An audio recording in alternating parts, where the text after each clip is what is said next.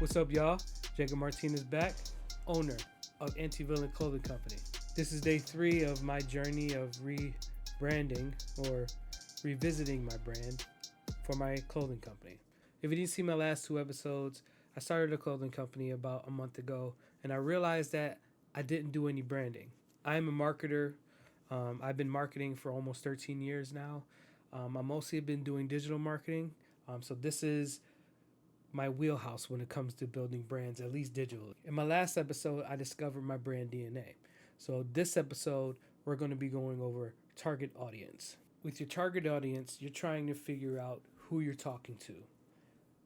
I made this brand, but who am I going to be selling it to exactly? You can always start off in demographics. You can see if you're selling to a male or female, what age, what income, their political following, anything. You can try to figure out any of those top demographics to start with your target audience. It helps you figure out who your ideal customer is, who you're building this brand for, or how can I give value to this person's life with my service or product. One of the first things you can ask yourself with your target audience is this product for male or female? Who do you see using this product more? If it's a beard brush, I'm probably seeing a guy using that more. If it's curling iron, I'll probably think a woman would be using that more. But no matter if it's a service or product, it's best to try to define it at least with a gender, or it could be gender neutral if you feel like it is. I can't ask myself that question because Antivillain Clothing is going to be unisex. So I'm probably going to use the best next thing and use their age. So I'm going to define what age range do I want to sell my clothing to. So the age range that I'm looking for is about starting around 18 because that's when they can really start buying their own clothes from as a teenager. They could probably start till 16, but it's probably less likely. Most likely the parents are buying their clothes more often. Then I want to go to about the 40 range. That's mostly a wide net when it comes to gaming, but I'm thinking all the way till 40. Maybe when they're 40, the 40-year-olds are buying the gear for their kids, right? Or buying the gear for their teenagers or themselves, depending if they're hardcore gamers, depending if they're casual gamers. We don't know. So I'm going to stick with the age. So I have these are gamers with the age in between 18 and 40. Then I could probably go with income, right? So if I'm going to go with income, people that's going to have kind of like disposable income to buy an overabundance of t-shirts, they may be between 35 and 40, right? They probably make a median income of 60,000 to 120K. That's going to be my threshold for that little segment.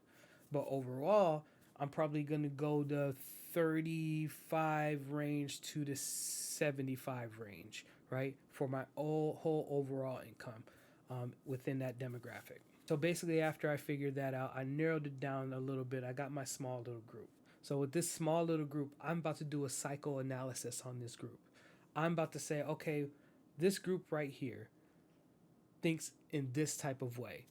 And I'm trying to track behaviors. I'm trying to track attitudes. I'm trying to track opinions. I'm trying to track preferences.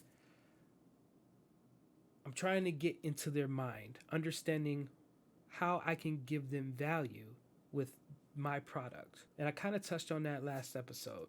If I'm going to be making a shirt going towards a tank, I need to know the characteristics of this person, or I'm trying to guess the characteristics of this person. If this person is a tank, maybe the reflection of himself in that character is somebody with courage, right? Somebody with strength, somebody with fortitude, right? So I'm going to appeal to what I think values this person. And like I said, this is a theory. And marketing is all theory. It's a lot of it's theory until you get the data to back you up as fact. So I know that this person probably works a full-time job, maybe salary, right? And this person comes home and he's about to play video games maybe from 7 to 9 o'clock. After that, you're probably going to do a little shaving, probably take a shower, and the rest of the night, he's probably going to either sit in the bed next to his, I'm assuming that he's married, sit next to his wife and play video games until he feels like he's going to sleep. And he's either playing video games right next to her, so that means he's picking up his phone all the time and scrolling through Facebook. Maybe he's sharing what he's playing, and then maybe he puts it up and then scrolls through Facebook by 10 o'clock. This is basically the psychoanalysis of this person, right? Now I'm going to have to figure out, how am I going to make that person see an ad, right? So this is the psychoanalysis of that segment. And with this, and with that, you basically made a pillar. You made a pillar, or basically like a web of a customer. With that pillar or web, whatever you want to call it, this is where you get into the next thing I'm about to talk about. The next thing I'm about to talk about is personas. I basically made a whole persona with that one person. That person is the person that I'm going to be targeting with this ad. Then I'm going to make another persona. This one is going to be a casual female or casual female gamer that has a full-time job but only makes $35K a year, has 2 kids, and single. She's a casual gamer because she doesn't have that much time in her hands. And she probably is not really into video games that much anyway. But she plays mobile games. And she loves playing her backgammon Go, right? And she will sit there for 2 hours after she scrolled through TikTok to play her casual game. Before all of that, she's cooking dinner. She's scrolling through Instagram while something is cooking in the oven. As she's scrolling through Instagram, I know from her search history and also from what she plays that she loves backgammon Go, right? So that means I know that she's a casual gamer. I am going to make a shirt that's going to appeal to her, right? Probably going to say, oh, always playing my apps in my undies, right? Probably have a, maybe she's a fan of Candy Crush, or maybe have a Candy Crush style hoodie, right? Something that looks like a whole bunch of candy and a whole bunch of fruit bursts and reminds her of playing her favorite game. And she wants to have a goal of having that hoodie and playing that game. So those are the examples of personas. Those personas are used to market towards those customers. And you're making sure that you're making marketing campaigns to go straight to those customers. Now, after you have the personas, you can start figuring out the customer journey. So now that you've figured out who the customer is and how you're going to market this customer, what is going to happen after they're interested into this ad? You already have their attention. How are you going to keep it? And how are you going to secure or convert? So now they clicked on your ad. And now they're at a landing page. They're at a landing page getting more information, or they clicked on my ad and they're at the product. They see the product. Like, ooh, that is the product I saw on the ad. Ooh, it's $35. I can't afford it. Wait, it's a pop-up. Oh, you take 20% off for me just signing and putting my email for a newsletter? Yeah, you'll take it. Ooh, 20% off. Okay, now I can afford that. Oh, and I get free shipping? Oh, man. So let me, now I'm secure. I don't have to pay for nothing. I can afford this. I have $40 in my account and this is only $23. Take it. Bam. Oh, and it will be here in 3 days? So in 3 days, that person has gotten their hoodie and it was like, oh man, this is so nice. It feels so good. Let me put it on. Oh, it fits me so well. Let me go get my phone. Let me take some pictures in it. Oh, I got a text message. My order's been delivered. Can you give it, how does it feel? Can you give a 5-star rating? Oh, okay. 5-star review. It feels great. You got them in a chain. Oh, one more thing. There's a loyalty program. So you got loyalty points. A reason for you to go back again. Oh, you got a notification that a new drop is coming out. This is the customer journey. From beginning, from awareness, from the sale, and then retention. Now you got them coming back. You got them coming back for more.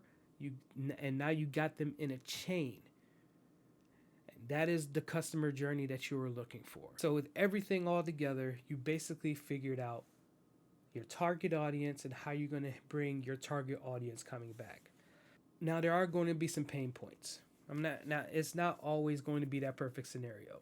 There's going to be people that you're going to have to gain their trust, and it's going to be a long-term play. Some people that you're going to get, and they're going to look at something and it's an impulse buy. Oh, I'm going to get that real quick. But some people, you're going to have to gain their trust, especially if it's a brand that they don't know. So maybe you make YouTube videos giving them DIY tips, trying to gain some influence in their life because you're showing them behind the scenes of something that you love to do and you're inspiring them to do it too. So now they want to follow you. Now they feel like they trust you. And now they finally want to buy that shirt that you've been telling them to buy over and over and over and over and over and over again. So they finally bought that shirt. And this is 2 years after they've been subscribed to you. And that's a long play. That's a long play. Those are some of the challenge points that you have to pay attention to. You probably been making YouTube videos for 3 years, and some of them probably didn't even get over 90 views, right? But your one video went viral, and now everybody that came back to you has every video that you made in the last 3 years to show that you're an expert at something or that you matter. And now they're all going and binge watching all your videos because they just discovered you. Pain points. You're going to run into them, but you're still going to have to do the work. One thing that I've learned all these years in doing marketing, trying to figure out customers and working with businesses. Business owners are not patient. The thing is about amateur marketers and expert marketers is amateur marketers, they want results now. Most business owners are amateur marketers. Expert marketers enjoy the process. They enjoy the challenge. They enjoy failure. They enjoy testing after failure and know that they're going towards long-term success. It takes years. It takes 4, 5 years to see what marketing plan works for you and works for your business. Some people get lucky and it only could take 3 months. Some people get lucky and it only take a year. The thing is, you have to be patient because somebody that wants something instantly can probably want it in 2 weeks. Never going to happen. 1 in a million chance that would happen. You will probably have a better chance hitting the lottery than getting instant results from marketing. So, use that time to learn from your mistakes, tweak things that you need to tweak in your campaigns, and make sure that you learn from each and every one of those, because that's only going to make you better. Instant gratification, you're only going to get disappointed. I'm going to give you an example, and then we're going to get out of here. I had a client that wanted to get bigger on social media. They wanted a bigger social media following. I looked at their views and I looked at their followers on Facebook, and it said that they had 50,000 followers and 50,000 likes. I was like, okay, you have all these followers already, but you have no engagement. He's like, well, nobody engages. I'm like, how did you get 50,000 followers? He said they just all showed up one day. I went and got the service from this guy, and he promised me that he can get me at least 50,000 subscribers or 50,000 followers. I was like, have you actually looked at these? Went in and tried to see who these followers were? No, I didn't. So there's 2 things that was wrong with that scenario. One is that he trusted somebody that gave him instant gratification. That person bought those likes, and those are all random accounts. All of those accounts were soon going to be knocked out. And as soon as they're knocked out, his 50,000 goes from 40,000, his 40,000 goes from 30,000, blah, blah, blah, blah, blah, blah, blah. He's using the who's got the bigger ruler tactic. If I have 50,000, people maybe trust me and probably add me and follow me. Hardly ever works. The thing is that you're looking for engagement. You're looking for people to like that post. You're looking for people to comment on that post. And that brings me into the second thing that was wrong with that. Since he had the fake ones, if he actually looked into it, he would probably see that they're fake. Because there's nobody actually talking to him. There's nobody to actually talk to. If you go out and you have 50,000 followers and only 2 people saw your video and nobody commented, nobody liked, nobody shared, then who are you talking to? How do you know what to say if nobody's commenting? How do you know what the questions they're asking if nobody's commenting? The instant gratification fails you as a business owner. Not only were they fake, but you're not talking to anyone. Nobody's coming through that door and buying your product because you have 50,000 fake people. So, trust the process. If you learned anything from this, and I'm glad that you watched to the end, please trust the process. Trust the process. Learn from your mistakes. Don't be afraid to fail because you're only going to make you better. Don't be afraid to fail because it's only going to make you a better marketer and a better business owner. Thank you guys for watching. I appreciate this. Please like, please subscribe if you can. I will try my best to keep making these videos.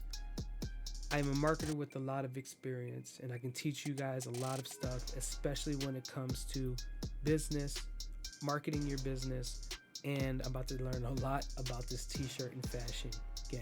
So subscribe if you can. Again, thank you. Do me a favor, comment anything that you learned from this. Comment any failures that you did in marketing. If you are making a t-shirt brand or a clothing brand, if you're making a clothing company, please share any information that you got with me or any tips with anybody else. I appreciate you guys again. This is Jacob Martinez, and I'm out. Peace.